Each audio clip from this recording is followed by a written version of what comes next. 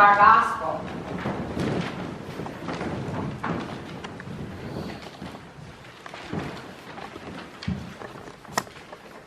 It is the Holy Gospel according to Luke. One day, when large groups of people were walking along with Jesus, Jesus turned and told them, "Anyone who comes to me but refuses to let go of father, mother, spouse, children, brothers, sisters, and yes, even one's own self, can't be my disciple. Anyone who won't shoulder his own cross and follow behind me can't be my disciple." Is there anyone here who, planning to build a new house, doesn't first sit down and figure the cost so you'll know if you can complete it? If you only get the foundation laid and then run out of money, you're going to look pretty foolish. Everyone passing will poke fun at you. He started something he couldn't finish. Or can you imagine a king going into battle against another king without first deciding whether it is possible with his 10,000 troops to face the 20,000 troops of the other? And if he decides he can't, won't he send an emissary and work out a truce? Simply put, if you're not willing to take what is dearest to you, whether people or plans, and kiss it goodbye, you can't be my disciple. The Gospel of our Lord. Praise you, Christ. Please be seated.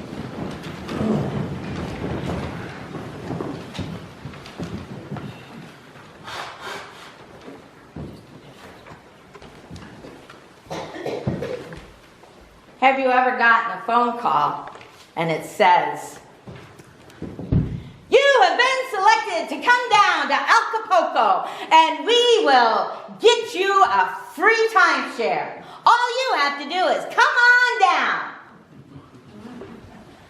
Did anybody ever do that? Because trust me, though we have never done it, we have heard the consequences of this free trip and this free condominium in Acapulco. And trust me, it wasn't free. Or perhaps someone said, "I've got a deal for you. I'm going to give you a puppy for free." Yes, Georgia, no cost. Free. And Wilton's all excited. But then Miss Georgia begins to figure the cost. Let's see. Well, we have to fence in our yard. We will have to buy dog food. We're going to have to probably buy treats so Wilton can teach him manners. We're going to have to get a dog sitter every time we want to leave town. We're going to have to get him his shots, and we're going to have to fix the old boy. Pretty soon that free puppy has cost you about $1,000. Isn't it great to get free things? Some people who come to worship in a church building are told, "Come to the church. It's free. It's open to everyone." But then in a few minutes, we're going to pass these gold plates around. And without saying so, we're going to say, "Would you give us some money, please?" And that new person coming in is like, "You told me worship was free. You told me I could come to church for free. And now you're passing these plates and you're telling me I have to give you money. What the heck? It's not free, is it?" Well, it could be free, but we'd sit here with no lights, no air conditioning, no pastor, no fans, no bulletins. So yeah, it could be free. But is that what you want? Is that what you would want to come to worship your Lord for? There would be no communion because there's no money to buy bread and wine to offer you communion. There's always a price. And today we hear it so boldly from our Lord Jesus Christ. If you can't put all that fra-la-la aside, might as well hang it up because you don't get to hang out with me. You have to die to that old way of life. And when you die to that old way of life, doggies, y'all are going to get something experienced that you never experienced before. But it'll cost you.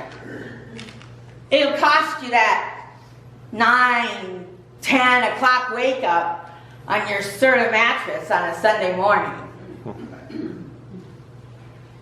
It will cost you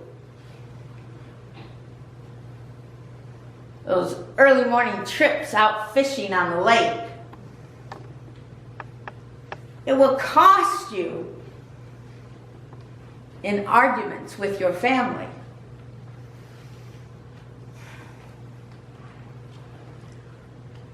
The cost of Christ is priceless. When Ron married me, I wasn't a pastor. We got married in my Baptist church that I was a member in. And that's the closest thing to worship that my husband had experienced with me. And that was the last experience in a church that he experienced with me.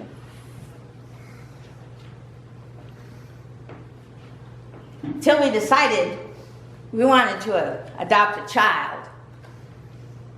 And the cost of adopting a child through Catholic Social Services is that they don't care where you go to worship, but y'all need to be worshiping somewhere.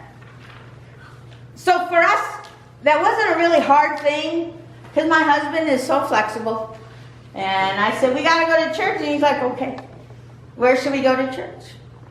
Well, there's a church by our house a block and a half away. Okay, we'll go there. We went there. It wasn't our church. So I said, well, let's try this other church. I know you'll like it better. I became the pastor of that church that he liked better. But it cost my husband, in order for me to be who I am today, here before you today. He became single parent when I would go off to seminary. He would be the keeper of everything good and right while I was off at seminary. He also paid a price to come here with me. He gave up his career as a firefighter, 2 years shy of full retirement, so he could come with me to be here with you. There's always a cost. There's always a cost. But what Jesus is saying is that cost really more expensive than all that you get when you begin to follow me as one of my disciples? How lovely is it for you when you see your children being baptized because you decided to become my disciple and you decided to raise your children up to also be disciples in my name. And they continue that tradition by bringing their children into the church to be baptized, to be confirmed, to become whatever it is that Christ and God are calling us to be. You can't put a price on it, but yet you have. You have by leaving your home at I don't know what time you leave to get here, just to be here because you love your uncle and your brother so much that you just want to be here. In good weather or bad, y'all are here. And there's a price that Kay pays for that. There's a price that y'all paid today to come. Whether it was arguing with your kids to get up and get dressed, we're running late. Not saying nothing in the corner. There's always a price. But we have to be willing to say, oh my stars. The rebates I get from paying that price can't even fit in this room. It is not easy to pay the price, to become a disciple of Christ and to follow Him. Sometimes that cost splits families in two. Sometimes that cost splits you in two. Because which way do you go? Do you leave your family behind who thinks you're crazy to believe in somebody that you can't see, but that some educated person says does all these magical and wonderful things for you? Are you torn in two because you know that there's so much more that your family could have, but they're choosing not to? So do you stay with them and continue to try to plant that seed, or do you make that hard decision and leave them behind and show up here today? There is a price for everything we do in this world. But we will never, ever have to pay the price that our Lord Jesus Christ paid for us. On a couple of timbers that looked like a cross 2,000 years ago, where He bled and died for us, so that when we die, we will have life everlasting, always and forever.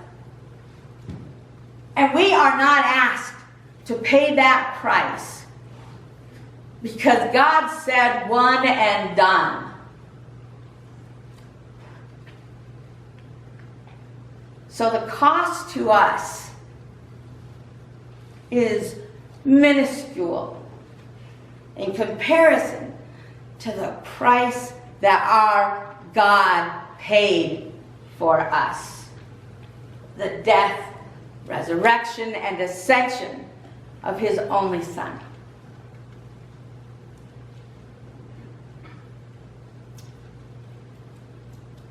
Can you pay the cost of being a disciple of Christ every day of your life? Will you pay that price to follow Christ every day of your life?